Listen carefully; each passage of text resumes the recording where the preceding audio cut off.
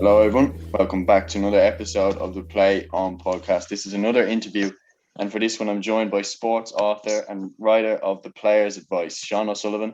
Sean, how are you? Hi, Seamus. I'm good. Good stuff. So, Sean, to anyone listening, if you don't have a copy of the Player's Advice and you're a GAA person, I'd highly recommend you get one. Sean, do you want to explain what exactly the book is and what it aims to do? Yeah, so it's basically just tips and nuggets of advice from high-profile inter-county players. There's 107 of them in all, geared towards younger or even players that aren't at the same level. And then really it's an insight into what county players go through as well for any fans. And then coaches can easily pick up the same tips because it's geared towards players. How did you come about across that idea? How did you come up with that idea to go there with a book? Because that format hasn't really been done before. I know that there has been books about players' careers and questionnaires and stuff like that, but to put it so simply as what is your best advice, why did you stick for just that question? Why didn't you try and go into further, or did it just feel right to stick with that one question? Yeah, I think it was that one question, but it was under multiple headings. So, there was nutrition, there was gym, skills, mindset, nerves as well would have been a big thing because there are headings that I wanted. So nerves would have been a big one because I would have struggled with them underage. So I asked a good few players about that. And then there's a lot of current and former players in the book. So I asked any of the former players that are now involved in county setups just simply what county panels are looking for and what they want in their squad. So you set out to make this book, obviously, and did you have this goal in mind? Was this how the book looked the second that you thought of it, or what changes have kind of happened to your product as you've made it, as you've edited it, and as you've released it? Did it, what are the big changes that kind of happened along the way?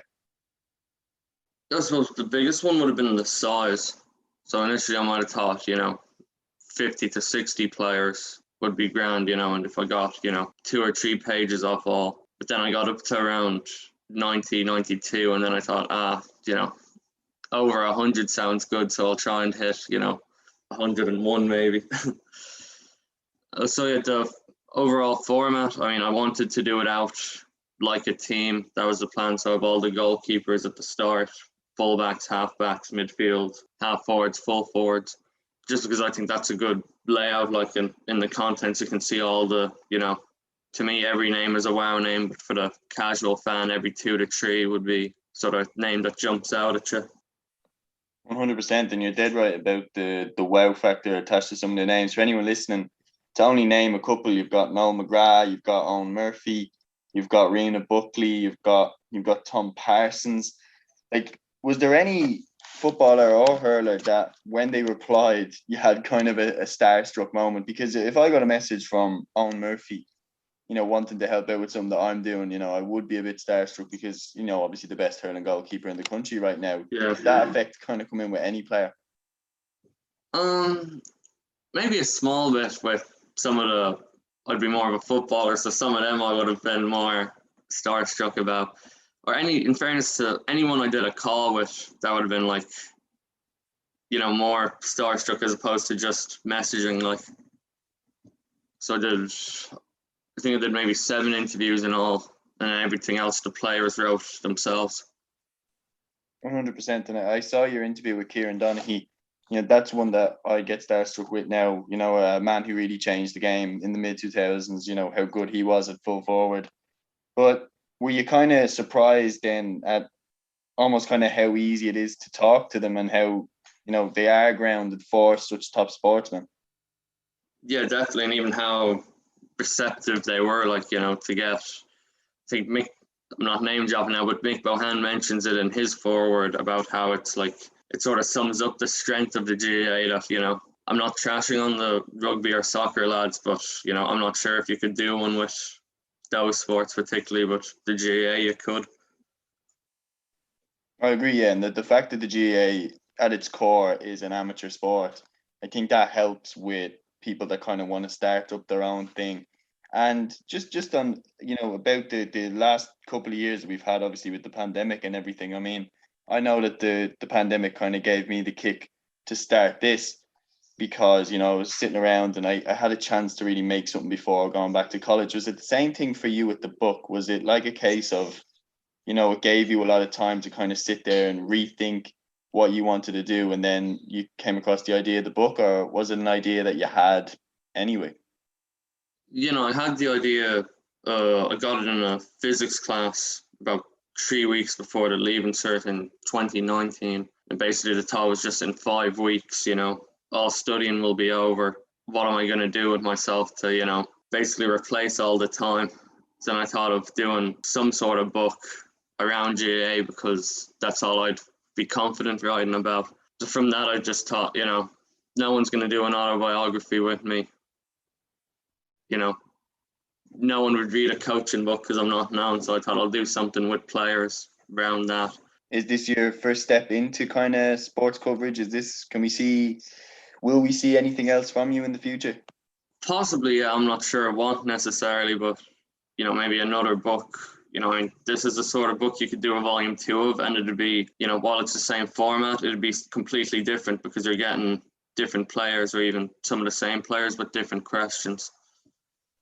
Definitely, and just as well as that, the game is changing. As well as that, the game that we have now isn't the game that we had 10 years ago. The game is adapting, so advice is adapting.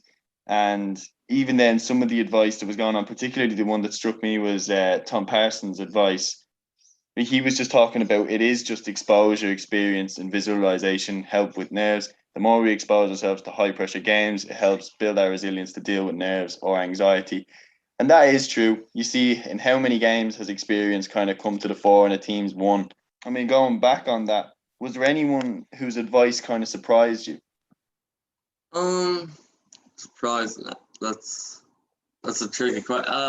Not surprised necessarily, but sort of Declan O'Sullivan, like just the amount he did. In fairness, like he did just a ton under every heading. Like his piece is one of the longest, but it's great. Like he'd be my sort of out of all the players in the book, he'd be my number one as a footballer. And just back to your pandemic question, definitely I still had the idea before and I was working on it before that, but the uptake got bigger because none of the players were training themselves, so they're nearly looking for something to do.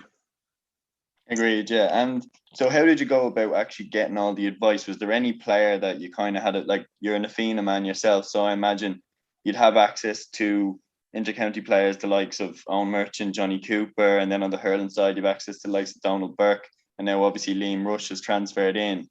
But was there any more players that you kind of already had, or did you just message them all yourself kind of and hope for the best with that? And it definitely paid off anyway. Yeah, no, I did message them all myself mostly, and then I think there's 4 people in the acknowledgements, and in fairness, they gave me a couple of contacts. But it was just all messaging, basically explaining that, there's this book for Self-Help Africa that I was putting together of advice for younger players. Would you be interested in doing it? And, overall, the players were very receptive. Yeah, they definitely were. And to agree with you on what you said, I don't think a professional sport, you could get things like this. I think you'd have to be in the industry of journalism for a long, long time to get access to the top players. Whereas, people like us, we can start out and we can get interviews with intercounty players. It's fantastic. Now here you are, and obviously the book is on sale now on Easton's for anyone who's looking for it. But one thing that struck me was that the profits of this book, it's all going to charity. And how did that idea come about? Was that just purely, that's a very unselfish thing. Like, I have to say, I'm amazed by that. Cheers, yeah. Yeah, it was just, I think it just made sense, for the type of book that it is, that it helped a cause sort of as well, along with helping players like, and then just Alan Curran's ties with the GAA, he played dual for Galway, and that just sort of made it, an easy decision to go with Self-Help Africa. It's a brilliant cause, and fair play to you. And obviously you're here now. The book is, it looks as official as any book you'll find. It's in Easton's. How do you feel now looking at this? Like something that you've created, something that you started, it's come this far and it's got this much attention. Like, how do you feel looking at it here? I'd say you're very proud. Oh yeah, it's great. Like I know, I was sort of like anyone I was talking to in the build up to it. It was a case of, yeah, I am putting a book together, like I was telling them, but almost like to G myself up as if if this doesn't happen now, it'll be a failure. It has to happen, and thankfully it has now. Definitely. And has it surpassed the expectations that you had? Oh yeah, in terms of the overall, just to see it in physical form, like, is brilliant. I was thinking of, you can self-publish obviously, but just to actually see it on shelves and the likes of Eason's is massive. Yeah, 100%. Like Eason's is as official as it gets. And does this kind of reaffirm to you now? I mean, this just proves to me as well that, like, if you really want something, you can go get it. Especially in this country, like the access that we have, the profiles we can create. I think that this is an example to me of, if you just put your mind to something, you can kind of make anything happen. Yeah, definitely. Yeah, it was just an idea at the start, like, and now it's a paperback. And so, for anyone listening, really, if you could sum up all the advice in the book and give the best advice to someone who's listening who might not be able to get your book or have access to it, how would you sum up kind of the best advice in the book for anyone who is a GAA player and wants to make it to the top? Yeah, I think a good bit of it. A couple of the players said this now, which is good. It's not that practice makes perfect. It's that good practice makes perfect. So that it's not just a kicker out. It's quality practice. It's determined. And then I think Shane McGrath and maybe a few other of the players have this quote in. It's the more I practice, the luckier I get. You're under a break ball more because you're just practicing. You're more alert. You're tuning your mind to your football brain, nearly, or your hurling brain in Shane's case. Yeah, well, definitely. And Sean, fair play to you. It's been a pleasure interviewing you today, Sean. That was great. Thanks, Seamus.